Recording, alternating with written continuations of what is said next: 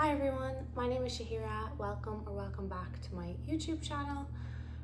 Today's video is very different probably than any other content that I'm gonna ever post, but I think it's probably one of my most important videos. At least it's the most important to me and the most difficult video that I could ever film. It's about my mom's journey with early onset dementia, and the reason I've been wanting to sit down and talk about it is because I don't know why. I feel like my mom's story needs to be told. Oh crap, no. I feel like my mom's story, no, don't cry. Sorry, how the hell is he? How am I going to get through this video?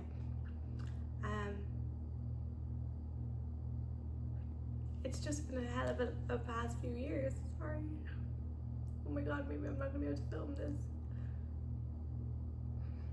this. When I thought about filming it today, I thought it was because I didn't feel as emotional as I feel some other days. So I actually thought I would be able to get through it easier. And now I just feel like an idiot crying on camera. Okay.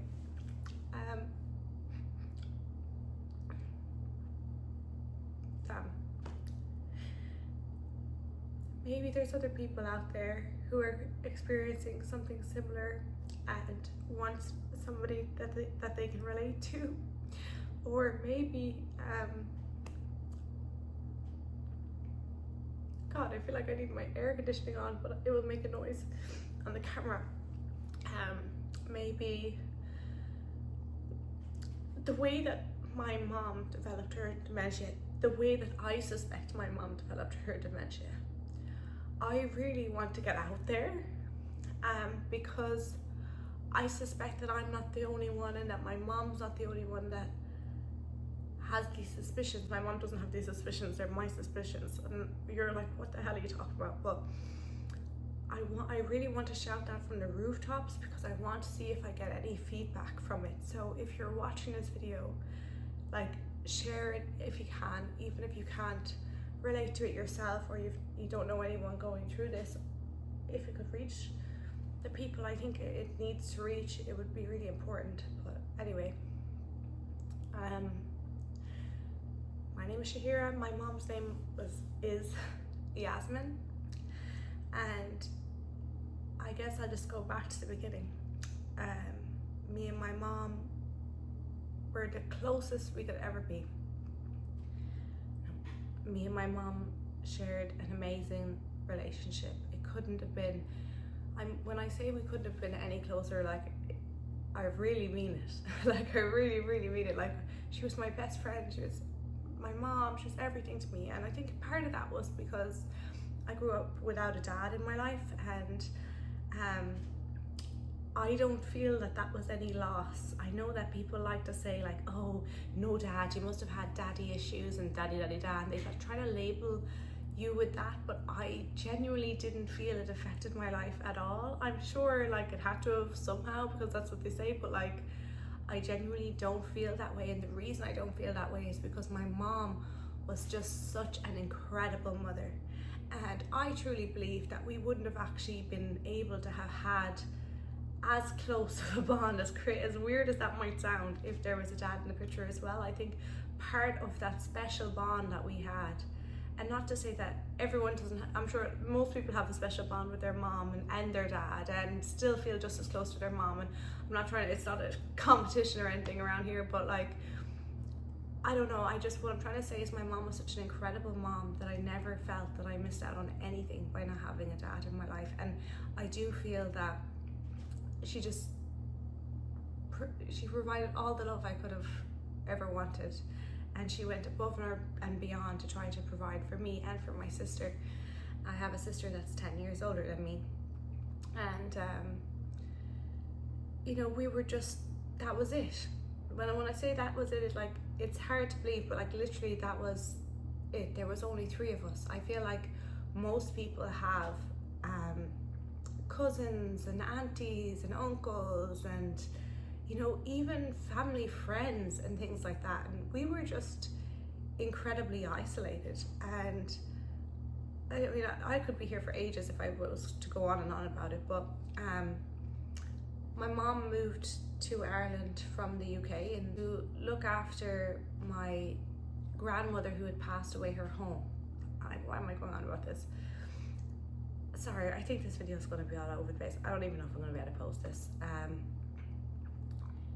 And during that time in the 90s, to be a single mother in Ireland, and my mom was also half Bangladeshi, she wasn't just Irish. She was very ostracized by society. She had one daughter, and then she met a man who wasn't much good, and she had another daughter. And you know, she found it very difficult to make friends and stuff. You know, most people were married at that point. A lot of people were very judgy. Even school teachers and stuff were judgy towards us.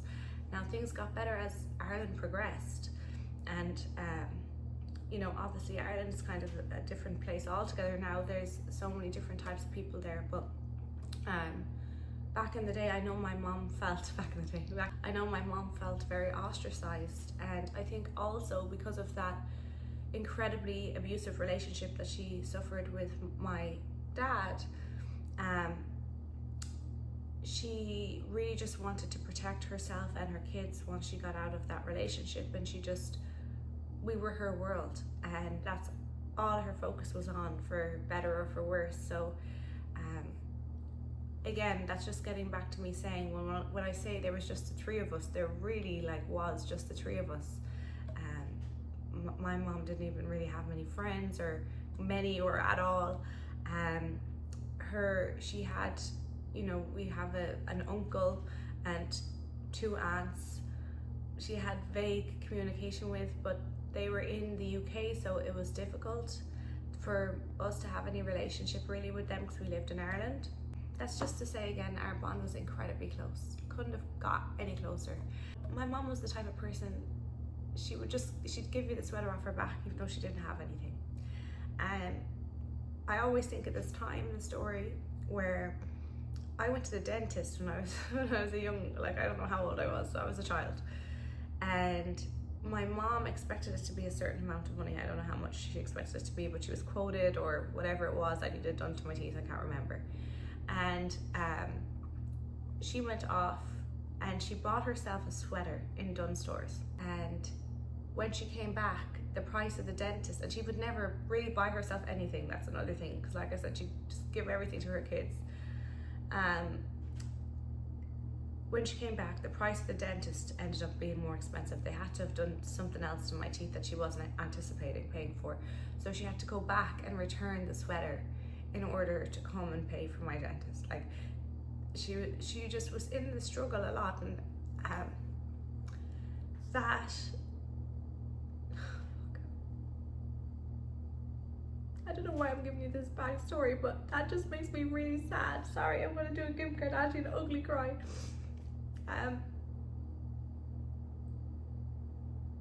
Because my only goal in my life ever, and the why of my entire life, was to provide for my mom. And because obviously she had brought us up as a single parent. Sorry, what? This video, oh my god. She had brought us up on her own, and she had given up so much for us, and she'd worked so hard.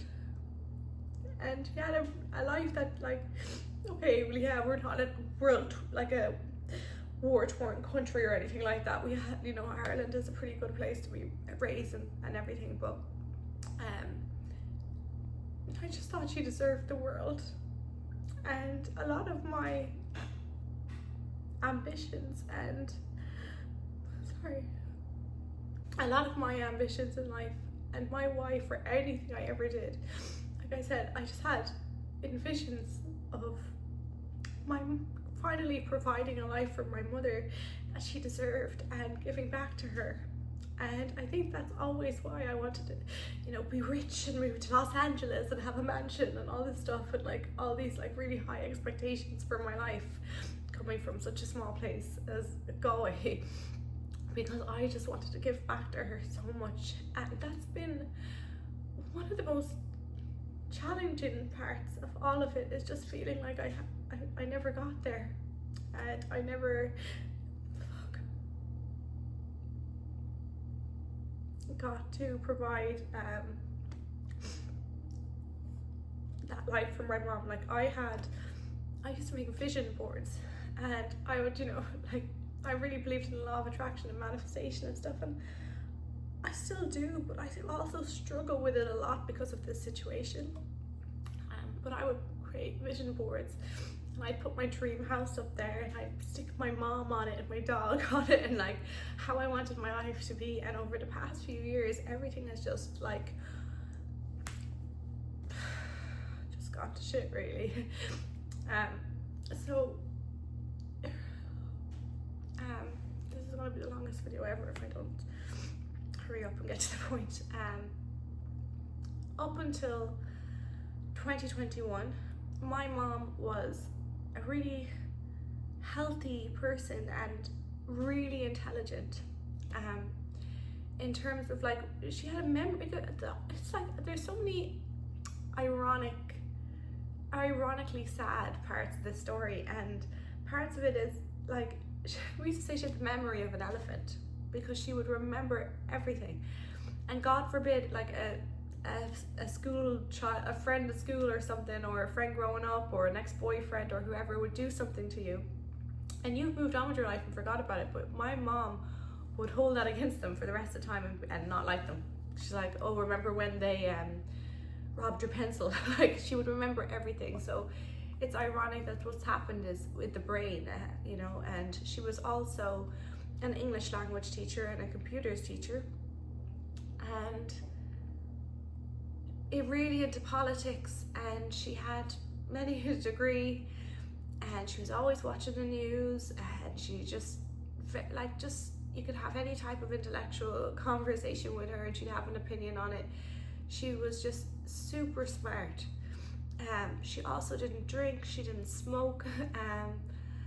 You might have said she was a little bit overweight maybe, but honestly I think that stemmed because when she was a teenager she had anorexia and she was hospitalized for it, and after that I think maybe her metabolism was a little bit out of whack, because my mom worked out all of the time. She was in the gym. Like I said, she didn't drink or smoke. We were always a member of a gym. As soon as I turned whatever age it is legal to go to a gym in Ireland, 15 or 16, I was going with her. She would swim. She could swim 60 lengths, and this is a couple of times every week. I can't even swim one length. I can barely swim. My mom would swim 60 lengths.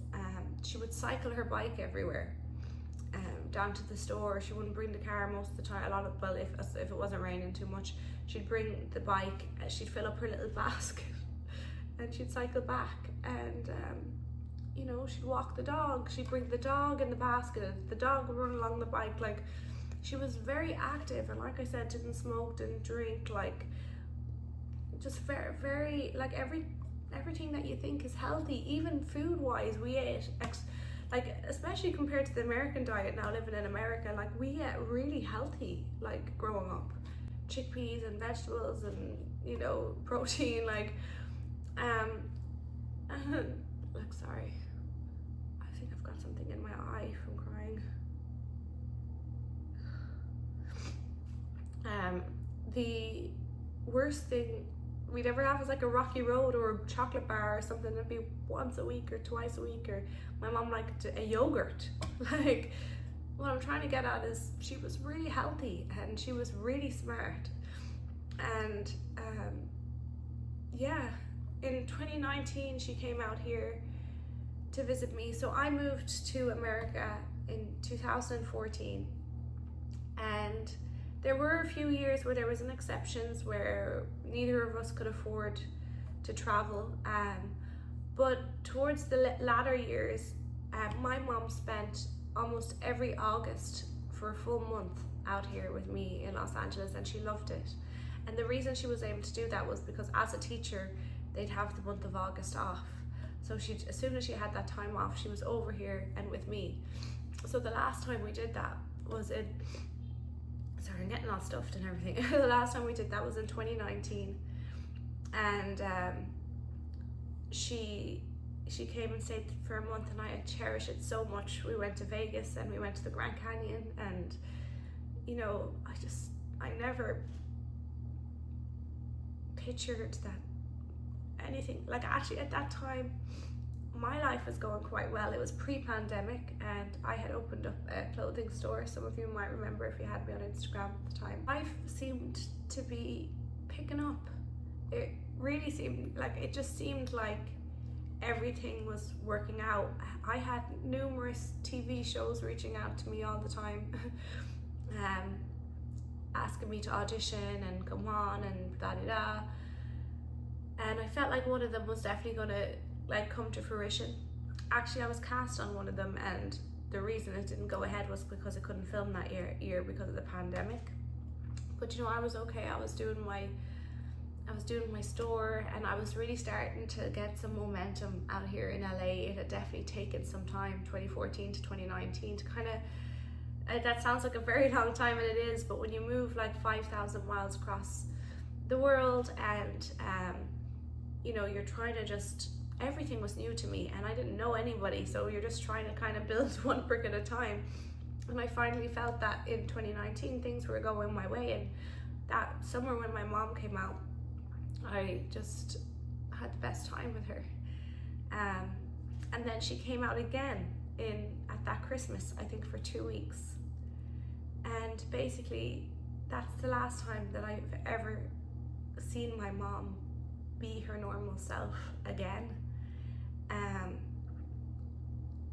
And that's really, really hard to think about. And like, we'd go hiking out here and everything, and yeah, then the pandemic came along in 2020, and obviously everything was shut down.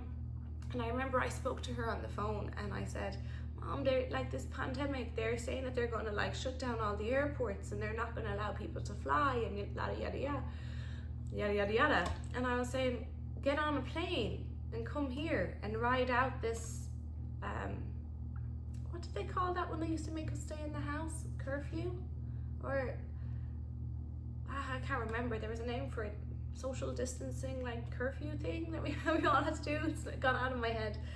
But I was like, listen, they're going to isolate us all and they're going to not allow us to use the air to fly. So come out here now before they shut it down. They're going to shut it down like in a few days or whatever. I was like, I'll pay for your flight and just come and let's ride this out over here. And she was like, no, I can't because they're only giving me 3 weeks off work. So she thought this pandemic was going to be a 3-week thing, and that we'd then all go back to normal. And as we know, the world didn't go like that. So I don't think she ever properly returned to work, not as her normal self anyway. So at this point in 2020, my mom is healthy, working, vibrant. She's come to see me twice in 2019, going into 2020 over the Christmas to January time as well. And then here's why I wanted the video to reach people, and hopefully it does, I don't know, because they might be turned off by the beginning when I'm crying. My mom got the COVID vaccine, the AstraZeneca COVID vaccine, and I hope that YouTube doesn't, you know, flag anything or anything for me saying that, because I know it used to back in the day. And very shortly after that, she started to slur her words. And let me just put out there that I'm not a conspiracist theory. I'm not, what to call it, I'm not a conspiracist. I encouraged my mom to go get the vaccine. I went and got the vaccine as well, because I just thought we needed to get it right away, because we needed to be able to travel to see each other finally again after the travel ban and everything else had happened. And finally there's a vaccine. I thought, if we can get this vaccine, they'll allow us to travel and we'll be able to see each other. And so I encouraged her to go get it. And I mean, she was going to go get it anyway. And I went and got mine right away. I got a different one. I got Moderna, and she got the AstraZeneca. And again, I'm not vax, I'm still not. Well, I'm definitely more turned off it now. I will hold my hands up there. I don't know about them anymore. But I wasn't at the time. But when I think about it now, just like when you take any type of medication or any vaccine or anything like that, there's a whole long list of side effects that can occur. And they might not happen to, 99.9% of people, but they're on there because they might happen to someone. You don't know how you're going to react to something like that.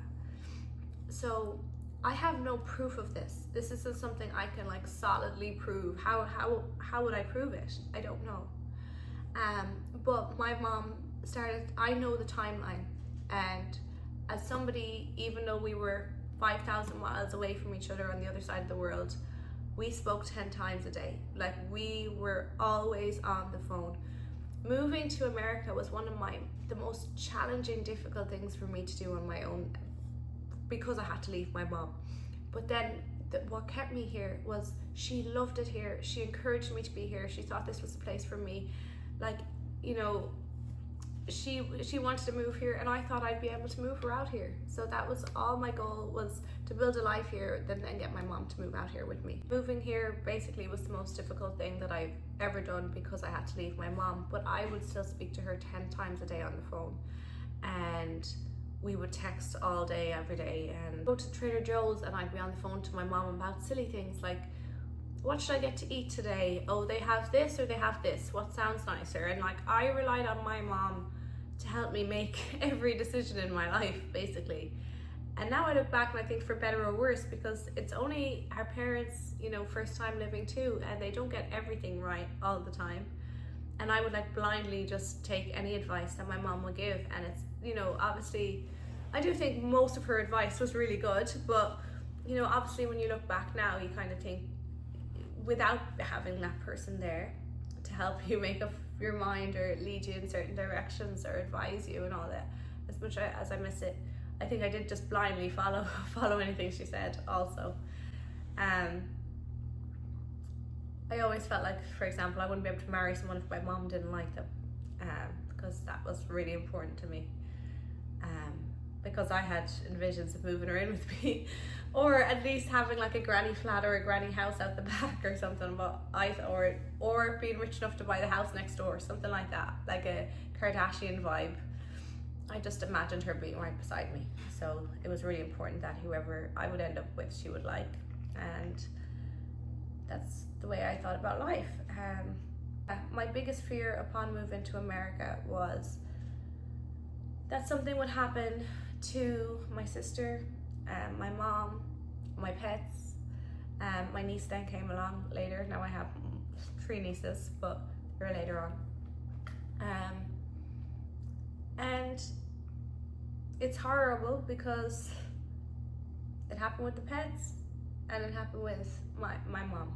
And I don't know if I would have made the same decisions, or if I just, like, obviously if I knew I only had a certain amount of years with my mom, I don't know if I would have still gone to America, because I know she would have encouraged me to.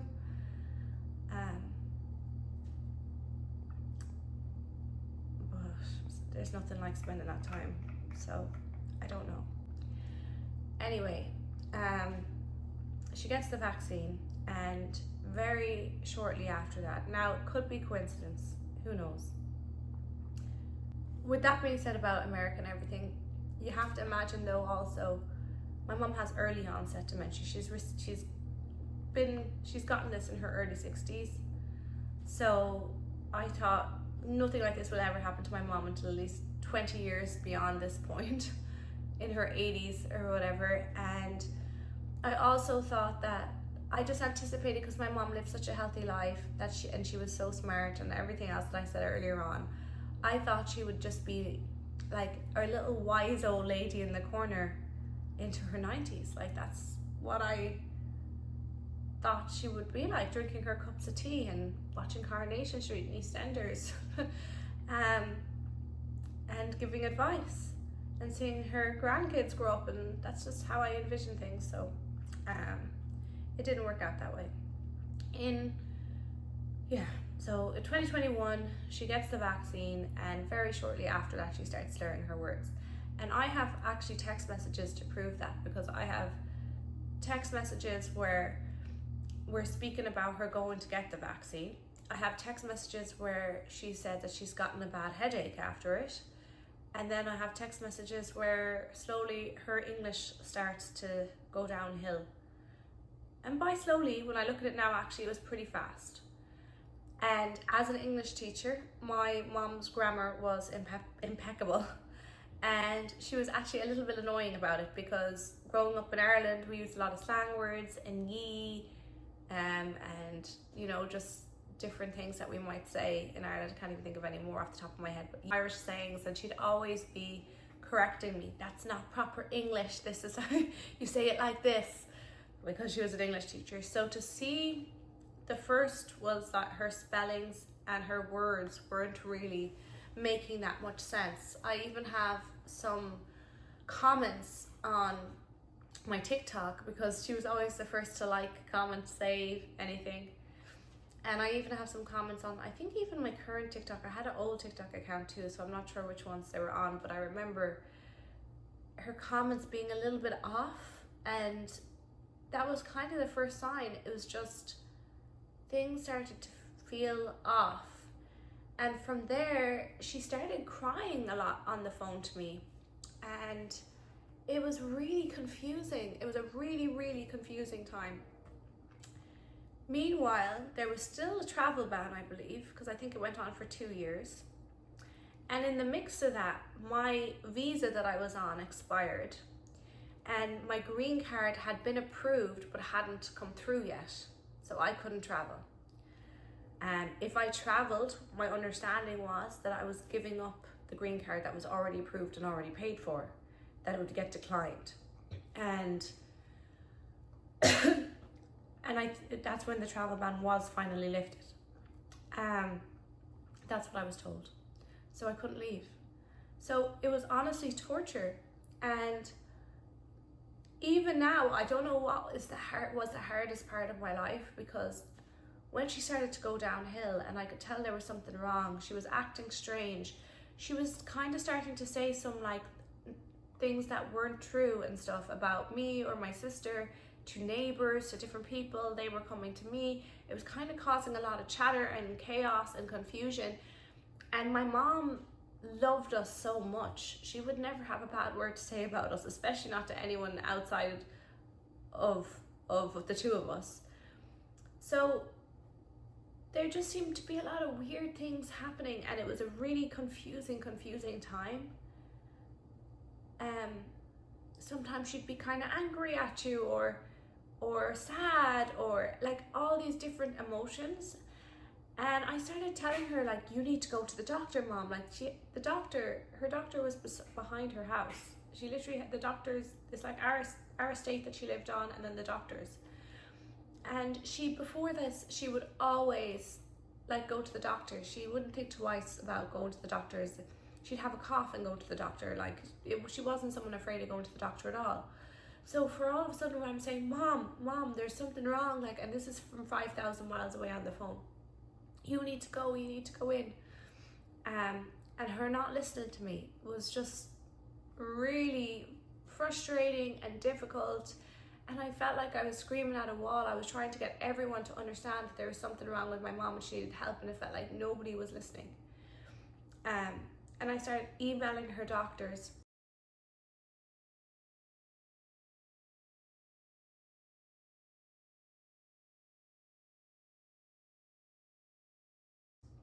And saying like, there's something wrong with my mom, and like like these long emails. And they would just get back to me and like, patient confidentiality, we can't communicate with you. Like, it's her business basically. And I was like, but if she's not in her right sound mind, because I was starting to see this go rapidly downhill. I was like, my mom's not in my, I'm getting so frustrated with the doctors. My mom's not in her right sound mind to even give you permission to speak to me. Like, she's not, she needs help, and she needs help now.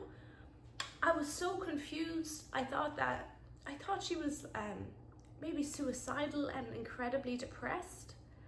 Like, the police called on her a few times to go and do a safety check.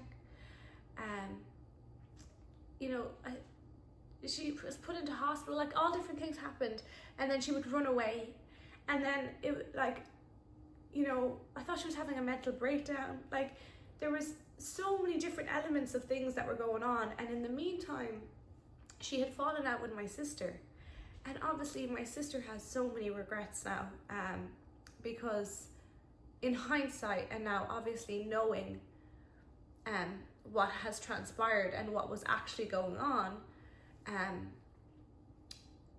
you know, she wishes that she never fell out with my mom. Obviously neither of us knew what was going on, and if I could get on the phone to her, even, like, it would be, she started to not be able to say anything. Like she would only say like, I don't know, I don't know, I don't know, I don't know, like all the time. Sorry. And then she would break her phone, and then I'd be trying to get friends in Ireland to go around to her house and to get her iPhone and to try to fix the iPhone and make sure the iPhone was charged for her, and like, because she'd normally be calling me, and then like a week would go by and I wasn't able to get through to her, and she wasn't calling me, and I was like so confused, because like I said, we used to talk like 10 times a day. Sorry, it's actually it's obviously like very traumatic. And yeah, my sister wasn't speaking to me or my mom, and I just felt very, very alone in that time, because I was trying to get everybody's attention, the doctors, my sister, like, and telling everyone there's something wrong, but nobody was believing me. And I don't blame them, because mom before this was perfectly fine, like so fine. And there's absolutely no history of early onset dementia in our family, so it's not something that we would have foreseen. Like, if you know, if our grandfather had it or somebody else had it, you might think, oh, it's in the genes, or like, oh, it could be this. Or if you've ever experienced it, I knew nothing. My sister knew nothing. None of us knew anything about early onset dementia. My mom knew nothing about early onset dementia, and we've learned as this has happened to us. So it just wasn't predictable, and it was, like I said, at times I thought she was depressed and she was losing it, like a really bad form of depression initially, or then she's having a mental breakdown of sorts. Like, I didn't know what was going on. But I knew there was something, and it was, you know, my cortisol levels, I'm talking about myself now, but my cortisol levels must have been through the roof. I gained weight, my hair was thinning, I was going grayer, like my skin was going crazy, because I was so stressed that I couldn't get to her either to pull her into the doctor myself. And I was sending email after email and trying to get friends to go around and just everything, and trying to contact her, and it was just so hard. My sister reconnected with my mom, I don't know how. She went down there to see her at some point, and she went into the house, and it just dawned on her there was something really, really wrong. My mom had started getting her plates of food and throwing them out into the back garden. Her place was apparently a mess, and there was no electricity on. The bill had gone out. She had paid it or something, I don't know. And it was just a really bad, scary situation for my mom to be living in like that. And my sister realized, and that's when her and her husband were like, oh my God, there's something really wrong here. We have to get the ball rolling in terms of the hospital and things like that. And my mom got a scan at some point, and it showed brain damage and I guess early onset dementia. Do you know what's crazy? Actually, my mom got to me at one point when she was ill already. I'll insert a clip of her, because the travel ban was lifted and I couldn't travel because my visa had expired and my green card wasn't through. I can't remember everything. my mum got to me that Christmas, and I think it shows her love for me and her devotion as a mother that she was able to get to me. I bought her ticket, but she had to do a layover in JFK, and she'd never been there before. And I contacted the airline and I asked them to like give her a special needs assistant or whatever, but I don't even know if they ever did or if they ever met her properly, because I couldn't get it out of her whether they did or they didn't, because at this point my mom was already rapidly going downhill. And I saw her at the airport. I went to pick her up and she was really cold to me, and she didn't give me a hug or anything, and it was so weird because my mom was so affectionate and so loving, and it was almost like, I'm so glad at that time, and I appreciate that time, and I know how like she must have been internally so determined to get to me, to have even made it there and to see me, and to have made it back. I don't know how she did it, I really don't. But that trip was very dystopian and weird because she was so not herself, and her language was off, and she was just kind of sleeping a lot. But she did still, we went on a hike. I'll try to insert a video. Say something. Say something. Merry Christmas. Yeah, Merry Christmas. But things were still weird, but I still had hope that maybe this was some sort of not life-threatening, not a disease, like something more like a mental breakdown, that maybe she could come through. That's what I was still hoping. From there, anyway, that was before my sister went and saw the house. So, sorry, I'm getting my timelines all mixed up. My sister went, saw the house, and then the ball started rolling there from in terms of the hospital and a diagnosis and things like that. And she got a scan on the brain and she was diagnosed with this. And then eventually she could not care for herself, and she was still trying to drive her car and stuff, and she couldn't. You can't have somebody like that driving. My sister said at one point she went down to Cork, where my sister lives. That's the other thing, my sister lives hours away, and she had just had a baby a couple of years before. She had a young child, a baby, and then she had a baby on the way. So she was heavily pregnant at this point as well. And she lived in Cork. And at some point my mom, I don't know if this was before my sister saw the house, I presume so.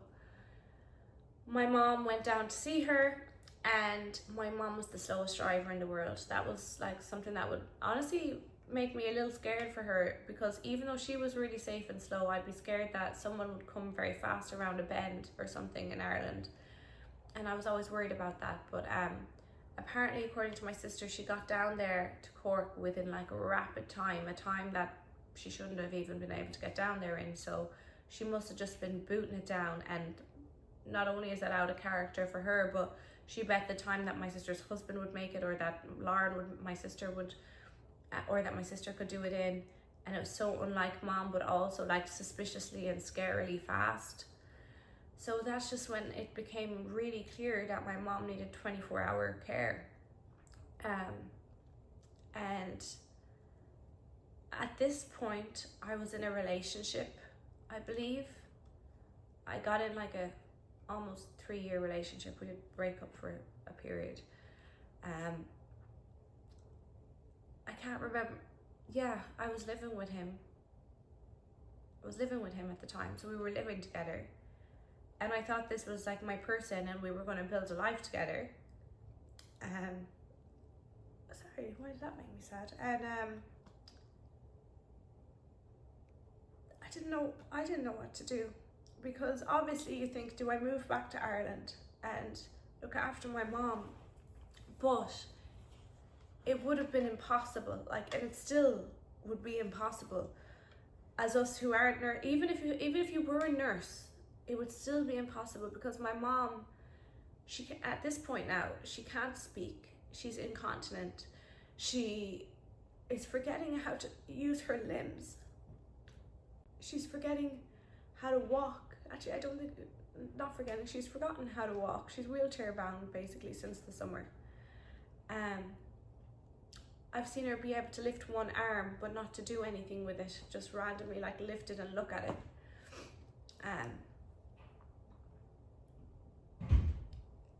And obviously she can't communicate anything. So unless you had a hell of a lot of money and you were able to kid out you had a house, like I'm just not in a position. I don't have a house, I don't have a husband, I don't have a family, like I don't have the money, you know, to do any of these things. You'd have to get a carer in 24 hours a day. You'd have to have a place where your mom could stay and live. You'd have to make enough money to pay for that place. You'd have to, it just was not, there's no way to do it. And I wish that there was. Or I wish she could be here in a place closer to me. But I, again, don't have the means. So, sorry.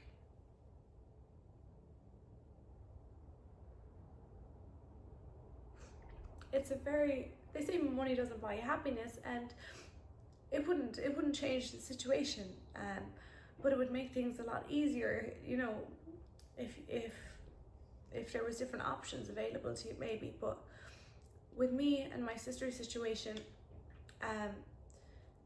the care facility got covered by my mom's pension that she then qualified for. I think once she turned 64, 65 or something, she qualified for a pension in Ireland. And it was basically the care facility that she's in is covered because her pension now goes straight into that. But we didn't have the means to be able to do anything more.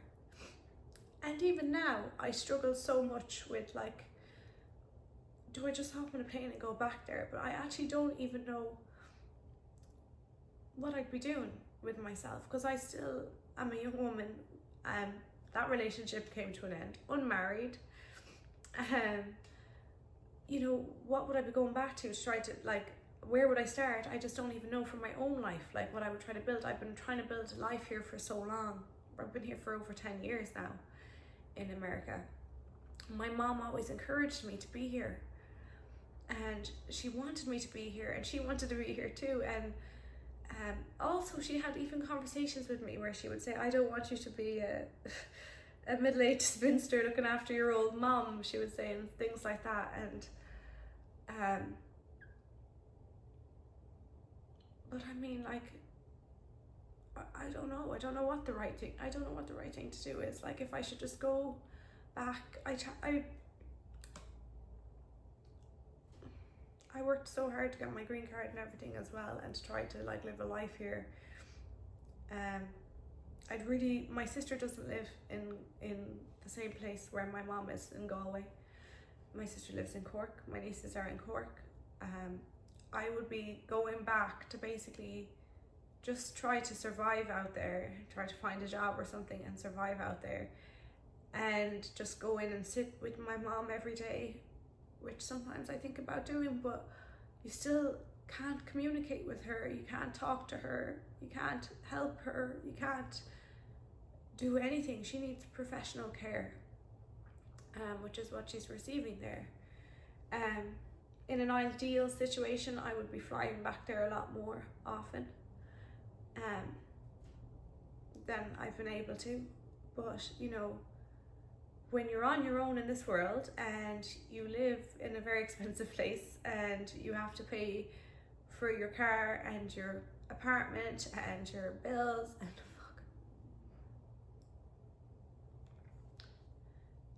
and look after yourself and make sure you're healthy, and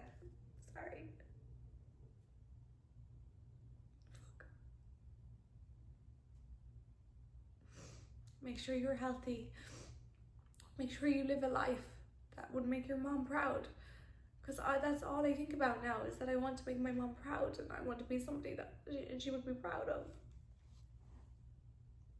which I know she was anyway.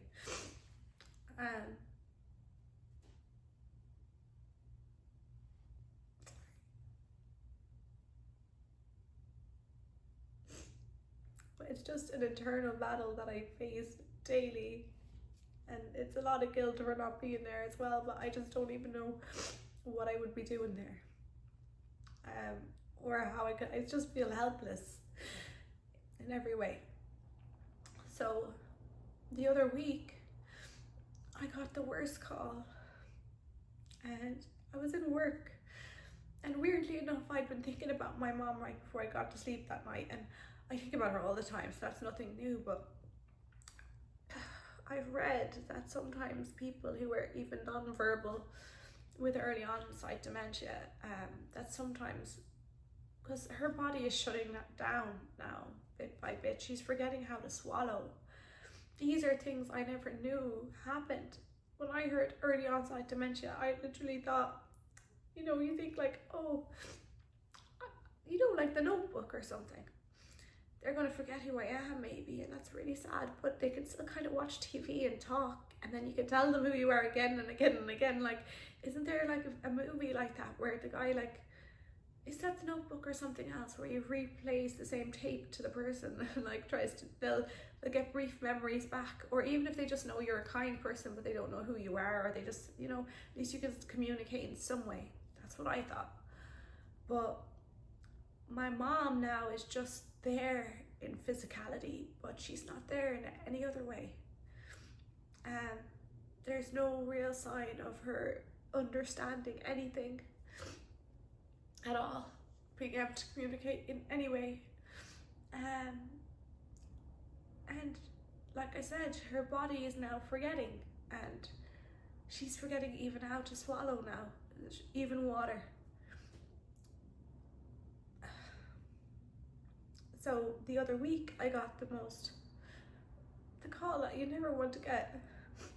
Sorry.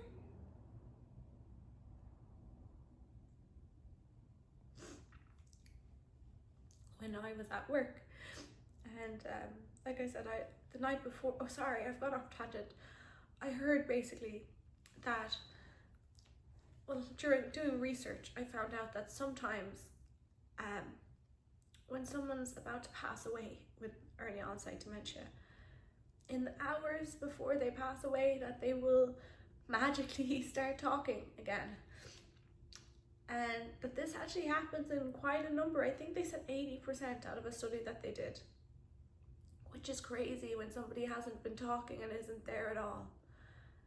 So I've always hoped that maybe that would happen, and I want to be there if that happens. But I also don't want to put all my hopes in that happening, and then not experience that and be really disappointed. So I mean, it's disappointing anyway. The whole thing is not more than it's crushing. But that night I was going to bed and I was thinking, oh, like, if that ever happens, please let me be there with my mom so I can see what she would say, or I could say something to her that she might understand.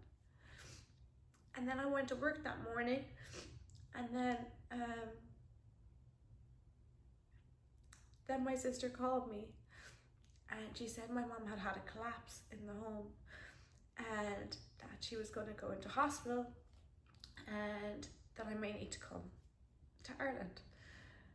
And then she said it was getting to night time there, so she said the doctor was going to call her in the morning and update her, and at that point she would let me know if I needed to figure it out. So I had the day kind of thing to figure it out. And then she called me back at work, and she said, sorry, like, the doctor's actually after calling back again, you need to get on a flight. Mom has a blockage in her artery to her lung, and because of her condition already, that's the thing, because she's now immobile, things like blockages can occur because you're not walking around, and you're bedbound basically, or in a wheelchair, whatever. So because of her condition already being so bad, they told my sister that she had 70 to 80% chance that she was going to pass away. So I just left work immediately. I've never booked a flight and got on it that same day, but within hours I was on the flight and on the way to Ireland. Actually, by the time I arrived in Ireland the following day, my sister said that she had only made it down to the hospital about an hour or two before me, and because she had slept through the night and left in the morning, because she has three kids. And yeah, I cried the entire flight thinking I just want to be there before she passes away, and I just thought I was against the clock to get there. And obviously, well, I don't know if it's obvious, but if you follow me on Instagram, I was there for just a week and then I was back and things were okay. So my mom survived this situation. She was on a breathing tube, and they gave her medication to clear the blockage, and they managed to do that. It was also pneumonia, I think, in the lungs as well. And a week later she was able to return to the care facility that she's in. And then I was in this position because when I went on the flight over there, I thought, I really genuinely believed we were going to be arranging a funeral, and it was the worst trip of my life, and to think I might have to do that trip again is really hard.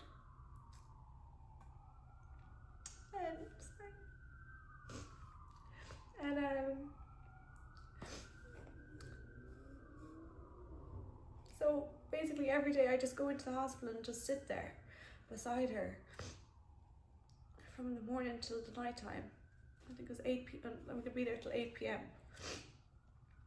And can't do anything. At least you're there in the chair. And day by day she got better with the medication that they were given to try to clear the blockage, and the blockage cleared. And they were able to take her off the big air machine that she was on onto a smaller one, and then eventually take her off that, and then she was able to go back to the care facility. And so when I got on the flight, I got a one-way ticket because I didn't know how long I would be there for. If I'd be there for, 6 months, like 6 weeks, 8 weeks, I had no idea. I didn't know what was going to transpire from this trip. But with my mom getting better and getting back, I still had it. Like, I feel really weird also because I've gone out on Halloween, and I feel like people who follow, why should I care what people judge or think about me? Like, if you judge me on my most difficult times, then I don't like you as a person anyway. But it felt weird to me going out over Halloween when this has just happened with my mom, and I had posted that I was going back there and stuff, and I kind of shared what was happening a little bit on social media. I'd given a couple of updates because people were asking for them. My inbox is flooded. I still don't think I've got through all the messages, so if I haven't responded to you, I'm sorry. And I appreciate them. And my long story short, I didn't know how long I was going to end up staying out there, but again, nobody's going to pay my bills, and nobody's going to look after my responsibilities that I've accumulated here, which are a lot. And my work wasn't paying me to be gone. So everything was just amounting. And I didn't have many options. And also a trip like this might come back. Well, not might, it will at some point. Like, I don't know how, this might be the first of many trips, like emergency trips like that. Or there could just be one more, or there could be 10 more. Like, I don't know what's to bring, but I do know I still have the same responsibilities here. So when she was able to return and she was given the all clear, I booked the flight and came back. And the Halloween stuff I had, and I don't even know why I'm explaining myself on the internet to a bunch of probably strangers and friends. I know friends too. I had my Halloween costumes far beyond ever knowing that I was going to have to do this trip. I was planning to go at Christmas time, which with everything now, I don't even know if I'll be able to make happen, because I don't know if my work will give it to me off. I don't know if I could do it after having to do such an expensive trip last minute without planning, and it being so soon. So I don't know, everything's a little bit up in the air at the moment. But my point is, I didn't come back for Halloween. I didn't come and get those costumes and go. I had them prior. I love Halloween. And when I came back, I had nothing really to look forward to. It was making a trip like that is heartbreaking, and then also leaving is devastating, and it's really hard. And then you have to just try to be strong and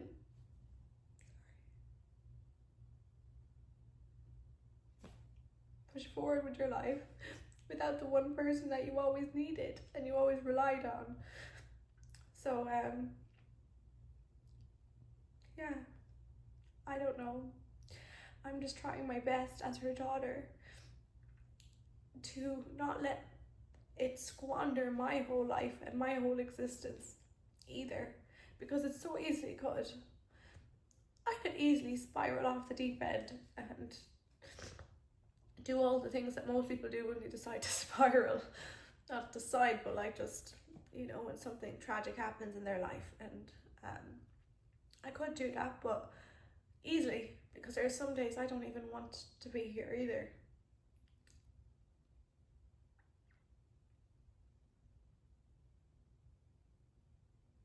But I think of just what an amazing mom she was and how much hard work she put into me and all the dreams she had for my life, because Los Angeles and me, she was obsessed with me. Like my sister will even tell you sometimes, like, she's like, God, she's obsessed with LA and she's obsessed with you, and it's annoying. And she was obsessed with my sister too, but me and my sister had different interests. And my sister was far more intellectual than me and has a doctorate, and I don't even know how many degrees to her name, so I couldn't keep up. So many. I have a degree as well, but I went a different route after university. And yeah, it's just really hard to go on with your life without that person. But I try to think that she'd want me to be happy, even though I'm so sad. Like, I try to force myself to see, like, the good things, like, not in her situation, but in life, like to laugh, to have fun, to have experiences, to see the sunset, to see the sunrise, to see the butterflies, like, or whatever it might be. Because she put so much effort into me, and she devoted her life really to me and my sister, that I feel like for me to go any other way and like not make the most out of my life would be such a disappointment to her. So that's what I try to keep in mind, even on the days where I don't feel like doing it. And I do have them days.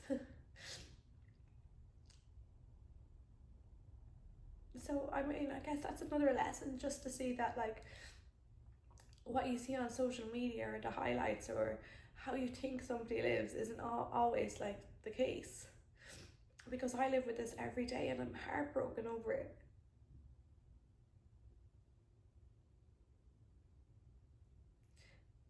It's it's the worst. It's like,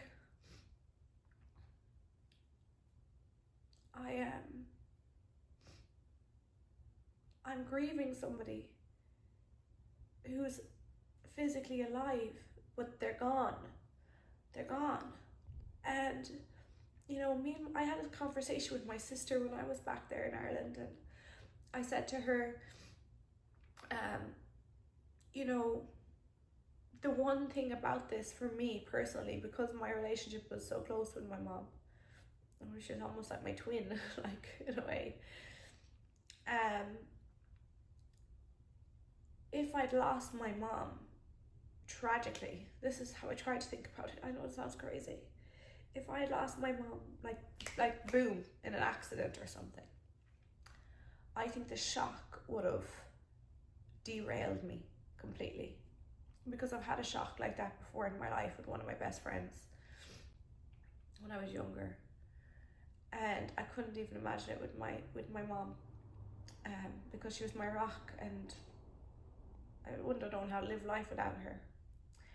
And the way that this has happened, as cruel as it's been, and obviously I'd change it for anything else, the grieving process, it's been torture. I don't know how to explain it, but it's allowed me to like slowly come to terms like with everything, if that makes any sense. That's the only way I can look at it, in it being like, I don't know, but I still wouldn't wish it upon her because she's suffering, or upon us because it's been torture to see her suffering, and to feel so helpless as well. So I don't know if that makes any sense, but that's how it feels. And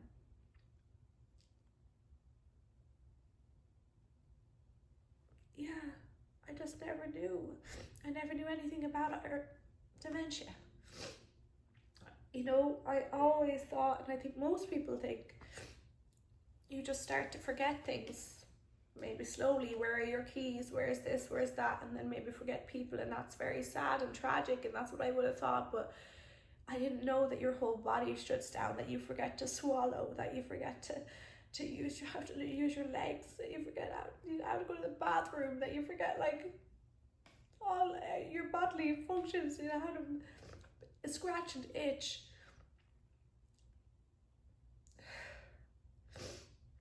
I just never knew that about it. How to talk at all, that you'd be completely non-verbal.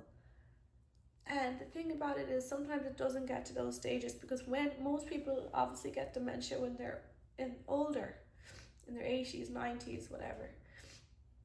And something will happen before the dementia gets to that level. So they might actually have a little bit of dementia, but they die of a heart attack, or they die of something else. And it never got to that stage. Which, you know, could have happened to my mom the other week with the blood clot. But she's already at the very late stages of dementia, and the very, like, obviously very fragile stages of it. So I don't know what's to come next. Well, I guess I do at some point, but I can't even imagine it.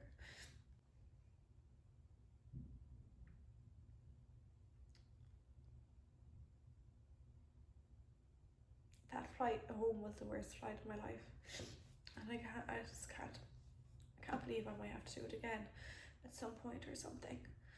But I'm also like so grateful that she didn't like pass. I wasn't ready for her to go, but that also feels cruel, because I know that she'd hate living like this. She was such an independent lady, woman. I don't think she'd like me calling her lady for some reason, I don't know. She was an independent woman, and she would hate to be in these circumstances. So I look at it and I think like, oh my God, I know how much you'd hate this, and I don't want you to be suffering, and I don't want you to hate this, but I also don't want you to go anywhere.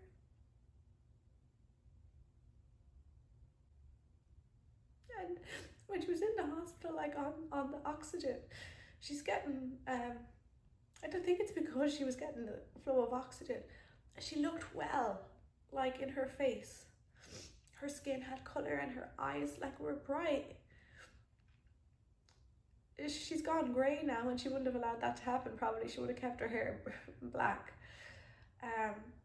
But other than that, I felt like I could just almost like snap my fingers and she'd just start talking to me and just be normal, crack a joke.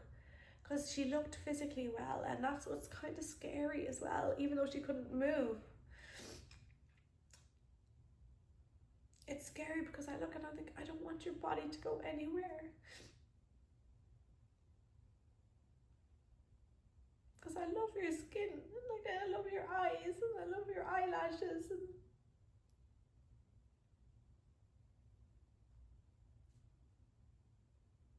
you as my physical mom, but I know that she's not there. So it's just torture. Anyway, I don't know if this video is going to be postable. And I probably look so ugly on it. I can't even see the screen because of the crying and everything, but I feel like I've got snot running down my nose. But I don't know why I wanted to do the video. I think I just want people to know what dementia is, how bad it can be. If you're not informed, to know. Like, sometimes I think I'd rather anything else. I feel like anything else would be better than this. And that's not to compare anything, because honestly, like, obviously, if you lose somebody in any way that you love, there's no good way to lose somebody ever. But you know, I feel like with this disease, like, you can't. What's worse than not being able to talk, not being able to remember, like, not be like just being there.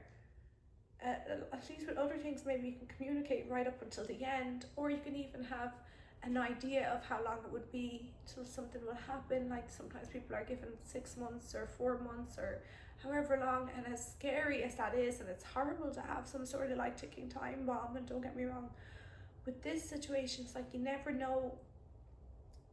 You know it will come at some point. You don't know when it will be, when the physical body will give out, because it could be tomorrow, it could be 6 months, it could be a year, it could be 5 years.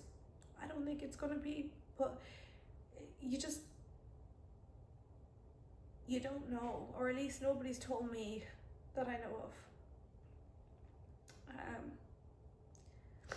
With that said, there's a class action lawsuit in the UK for the AstraZeneca vaccine, and I don't think that me and my sister could join it, because I'm in the US, but my mom's situation is in Ireland and not the UK, and she got the AstraZeneca vaccine in Galway. I believe she got it at the racetrack. I don't know why I think that, but I feel like she went into the Galway racetrack and she got it there, if my memory serves me right. And honestly, joining a lawsuit, there's no amount of money in the fucking world that would make me okay with this situation. So from that point of view, what's the fucking point?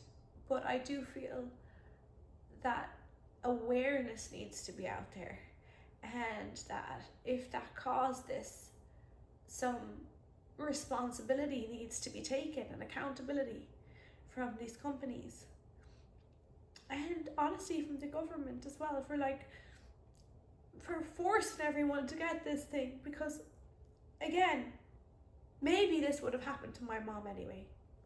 It's a possibility. You can argue with me about it. It's possible. However, there is now coming to light more and more things connected with this. There's more and more articles, there's more and more situations, and I don't know about you, but I'm hearing more and more about early onset dementia in people, even like with Bruce Willis and Wendy Williams in the news. Maybe I'm just more aware of it and I'm hearing more, but I don't think there ever was like this many. It wasn't as common, as far as I was ever aware, as it's become, because I hear about it all the time now. And again, I can't prove it really. How can I do that? I don't know if there's any test that can be done. I don't know how you prove something like that. I just know the timeline, and I know what happened. Even in my heart, that's what happened to my mom. And I wish I never encouraged her to get it. And that's something I'll always wonder. I'll wonder if she got on that flight and she saw COVID through over here, because she never went back to work anyway. It wasn't a 3-week break like she thought it was. Or if she never took that vaccine, would my mom still be herself, and would she still be here? And I believe that she would be. But who knows?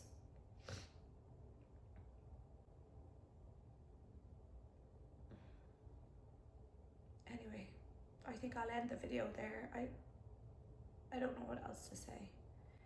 It's been worst few years of my life. I feel I've been completely derailed, and I don't know my ass from my elbow, really. I don't know left from right. That's how I feel. I've just been kind of existing and trying my best to move forward in a world that I don't recognize without my mom. And on the other hand, I know that people out there, some people never had any parents, never had any family. I know some people lost their mom very young. I know I'm grateful for the time that I got to spend with her, but it doesn't make it any less painful. It's just it's a lonely road and a really difficult one. And I guess I just wanted to make the video to make some awareness on the extent of what early onset dementia is, to put some clarity on some of my Instagram stories that I've been putting up and over the past few years and what has been going on. And if anyone is finding this video who's a family member of somebody going through this or a loved one, you can connect with me if you like. And I know it's nice to have some support, or maybe talk to somebody who's experienced similar things.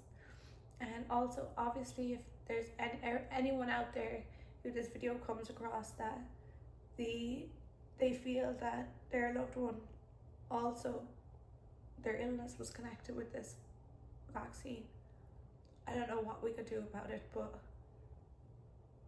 it would be good to connect again and just not think that you're so alone in this and the what ifs of it all. Anyway, this is probably I don't know how long, I can't even see how long I've been going for. An hour and 16 minutes, so I'll have to try to narrow it down, I guess. So there's a lot of pauses in between. But thank you so much for watching. I feel like I should have structured this video more. I feel like I should have, I don't know what this is, but that's what's been going on. And I'll talk to you guys soon. Hopefully next time I won't be crying. And honestly, just give me some grace to try to live my life as well, because I'm just trying my best to not lose it. I'm trying my best to make my mom proud. I'm trying my best to be a good person. I'm trying my best to be the person that she wanted to raise me to be, and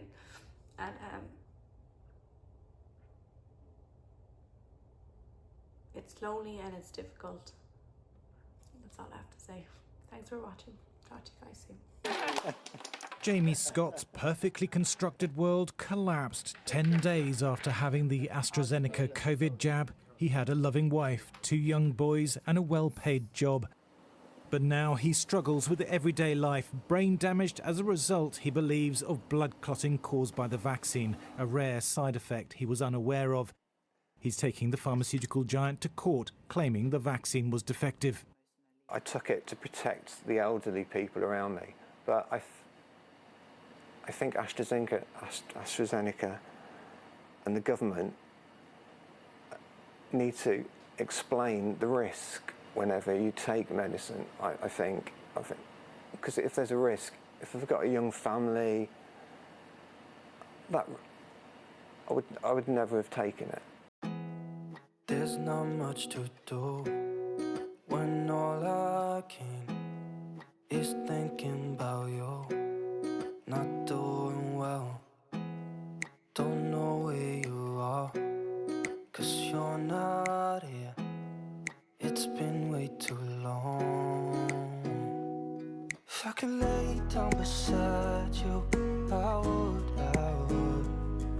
When nothing really matters, that's all I wanna do. I hope that you are safe